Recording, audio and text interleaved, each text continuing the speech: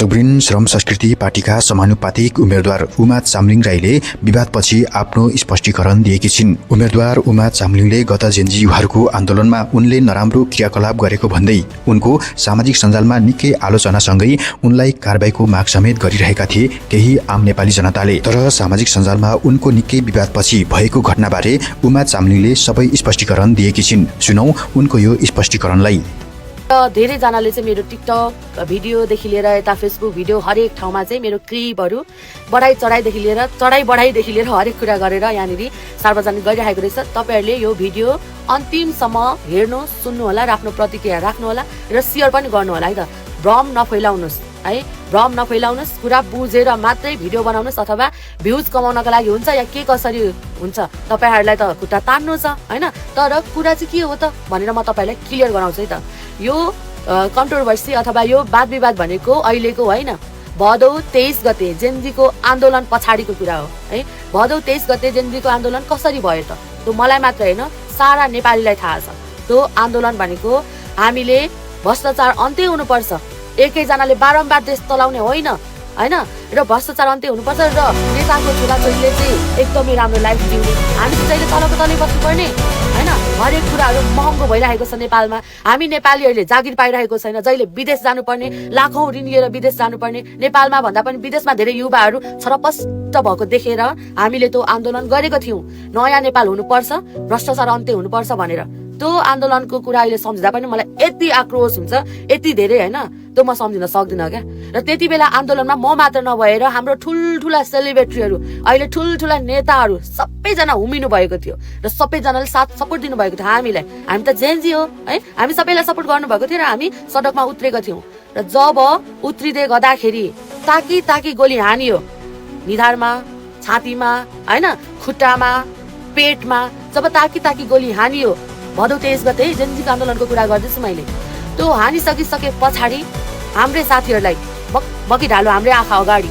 त्यहाँ पछि त्यसको भोलिपल्ट 20 गते हामीले के गर्यौँ, आवाज उठायौँ। के अरे हामी जस्तो विद्यार्थीलाई अथवा हामी जस्तो जेनजीलाई अनि अर्काको छोराछोरीलाई यसरी के अरे गोली ताक्न मिल्दैन, के अरे टाउकोमा छातीमा गोली ताक्न मिल्दैन। खुट्टामा हानेको भए ठिकै थियो, तर निधारमा छातीमा ताकी ताकी गोली हानेको हो कि होइन है। 23 गते धेरैजना हाम्रो साथीहरू मरिसके पछाडि 24 गते हामी सडकमा उत्र्यौँ। म मात्रै होइन, त्यहाँ नेपालमा 3 करोड जनसङ्ख्या छ भने 1 करोड जनसङ्ख्या सबैजना है, सबैजना सडकमा उत्रेको थियो।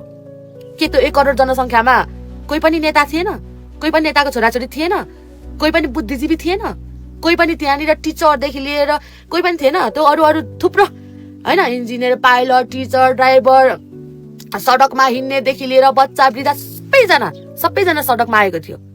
सबैजना साथ सपोर्ट दिएको हो है। तर मैले जुन भिडियोमा भनेको थिएँ हामीले यसरी जलाउँदै गयौँ भनेर, तर मैले जलाएको होइन। हामीले भन्नुको मतलब कसैले जलाएको थियो त्यसमा मैले सपोर्ट गरेको मात्रै हो, किनभने म त ब्लगर हो, म त भिडियो बनाउँदै हिँड्छु, भिडियो बनाउँछु। त्यति बेला त हाम्रो श्रम सांस्कृतिक पार्टीको नाम निशाना पनि थिएन। पार्टी दर्ता भएको 2 महिना हुँदैछ है। तपाईहरूलाई यो कुरा पनि याद होस्, पार्टी दर्ता भएको 2 महिना हुँदैछ र 2 महिनादेखि मात्रै म त्यो पार्टीमा संलग्न भएको हो। त्योभन्दा अगाडि म के थिएँ, उमा चामलिङ ब्लगर थिएँ है। यो कुरा पनि तपाईँलाई याद होस्। र मैले भिडियो बनाउँदै गएँ। मैले कुनै पनि भिडियोमा मैले जलाउँदै गरेको, फोड्दै गरेको, तोड्दै गरेको कुनै पनि भिडियो छैन। र तपाईँहरूले जुन भिडियोमा देखाएर हामीले परबाट खिचेको भिडियो, परबाट धुवा उड्दै गरेको भिडियो जुन तपाईँले लगाउनु भएको छ, त्यो सिंहदरबारको भिडियो पनि होइन है, यता गोदावरी साइडको। र त्यो भिडियोमा परबाट हामीले जुम गरेर भिडियो बनाएको छौँ, जुम गरेर तानेर। म त्यहाँ गएर आगो लाउँदै गरेको, फोड्दै गरेको त्यो कदापि पनि छैन। र अर्को कुरा, हामी त्यहाँबाट स्कुटरमा चढेर हामी सातो बाटो हुँदै सबै ठाउँ घुमेको। घुम्न चाहिँ हामी सबै ठाउँ घुमेको हो, गर्दै हामी सबै ठाउँ घुम्यौँ। तर जलाउनु चाहिँ हामीले कतै पनि जलाएको छैनौँ र जलाउन पनि सक्दैनौँ। र हाम्रो त्यो नियत पनि थिएन है। हामी खुसी भएकै हो, किनभने हामीले सरकार ढाल्यौँ भनेर खुसी भएकै हो। तर त्यो हामीले कुनै पनि ठाउँ हामीले जलाएको पनि छैन, जलाउँदै गरेको है। तपाईँहरूले मुखले त भनिन्छ नि, आक्रोशमा जे पनि भनिन्छ नि, तर जलाउँदै गरेको फोटो भिडियो ल्याउनुहोस् न होइन। यसरी जलाउँदै गरेको अनि त्यहाँपछि तोडफोड गर्दै गरेको अनि पो कुरा आउँछ त। त्यसो त त्यहाँनिर त म मात्र नभएर त्यहाँ मैले भने लाखौँ होइन कि करोड मान्छे त्यहाँ उत्रिरहेको थियो क्या। र अहिले धेरैजना हाम्रो नयाँ पार्टीका के अरे व्यक्तिहरूले पनि मलाई धेरैजनाले समानुपातिकको उम्मेदवार हुनुहुँदो रहेछ, फिर्ता गर्नुहोस् तपाईँले के अरे समानुपातिकको उयोहरू भनेर पुरा दिइराखेको रहेछ है। तपाईँहरूलाई म के चाहिँ म तपाईँहरूलाई सम्झना तपाईँहरूलाई रिमेम्बर गराउन चाहन्छु भने अहिले जति पनि तपाईँहरूको टिममा उम्मेदवारहरू हुनुहुन्छ, पहिलो कुरा त सुदेन गुरुङ जो चाहिँ जेनजीको लिडर, जेनजीको आन्दोलनको लिडर भनेको लिडरले त सबै कुरा अराउपराउ गर्ने हो नि त। त्यसो त यो जलाऊ, यो फुटाऊ, त्यो गर, यो गर भन्दै अराइपराइ गर्ने लिडर होइन, लिड गर्ने लिडर होइन। त्यसो त त्यो सबै कुरा हुनुमा त कसको हात छ? सुदेन गुरुङको हात हुनुपर्ने होइन र? किन उहाँ त लिडर हो नि त है, जेनजीको लिडर हो नि त उहाँ त। 23 र 24 गतेमा जति घटनाहरू घटे अथवा जति चिजहरू भए यसको लिड गर्ने सुदेन गुरुङ हुनुहुन्छ नि त। अनि उहाँ पनि उम्मेदवार हुनुहुन्छ। त्यस्तो धेरै व्यक्तिहरू उम्मेदवार हुनुहुन्छ र त्यति बेला आन्दोलनमा है 1 लाख मात्रै होइन कि 1 करोड व्यक्तिहरू हुनुहुन्थ्यो। के सबैजनाले जेल लगाउनुहुन्छ कि? सबैजनाको फोटो भिडियोहरू छ मसँग। भलै होला त्यहाँ जलाउँदै गरेको त हुनु होला, खुसी हुँदै यस हामीले गर्यौँ, काया प्लट गर्यौँ भन्दै गरेको भिडियोहरू होइन, फोटोहरू त धेरै छ मसँग, किनभने म पनि त्यो आन्दोलनमा हिँडेको हो। त्यही भएर तपाईँहरूलाई म के सम्झना गराउन चाहन्छु भने यो आन्दोलन त्यत्तिकै भएको होइन है, र हाम्रो त्यो नियत पनि थिएन। र म कस्तो व्यक्ति हो त्यो तपाईँहरू डेली मेरो भ्लग हेर्ने, डेली भिडियो हेर्ने व्यक्तिहरूलाई पनि थाहा छ। म त्यो त्यहाँसम्म गएर तोडफोड गरेर दुनियाँ गर्ने म मान्छे पनि होइन। म एउटा समाजसेवी हो होइन, म एउटा व्यापार बिजनेस गरिरहेको मान्छे हो, म एउटा विद्यार्थी हो र म एउटा जेन्जी पनि हो है। यति कुरा तपाईँहरूले याद गर्नु होला।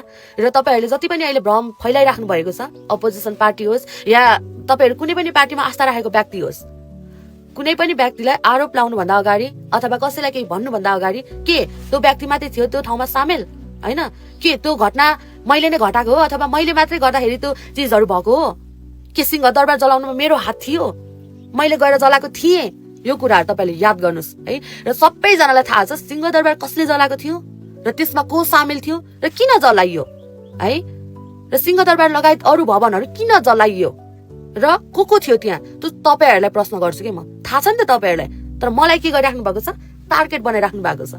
किनभने तपाईँहरूले ठुल्ठुलो व्यक्तिहरूलाई, ठुल्ठुलो मान्छेहरूलाई त केही गर्न सक्नुहुन्न र यो नेपाललाई नेपाल हो भन्ने लायक बनाउन लागिरहेको छैन क्या हाम्रो नेताहरूले। त्यो पनि थाहा छ, भ्रष्टाचार गरेर कतिजनालाई के आन्दोलन भयो भन्दा अगाडि होइन कतिजना मारियो हाम्रो नेताहरूको हातबाट, के हो यो त सबै तपाईँहरूलाई थाहा छ नि त होइन। अनि तपाईँहरूले त्यो कुरालाई त खण्डन गर्न सक्नुहुन्न। म एउटा सोझो गाउँको नर्मल होइन यस्तै व्यक्तिहरूलाई त तपाईँहरू खोज्ने हो नि, यस्तै व्यक्तिहरूलाई तपाईँले तल झार्ने हो नि, किनभने म त केही गर्छु भन्ने लागि परिरहेको छु नि त।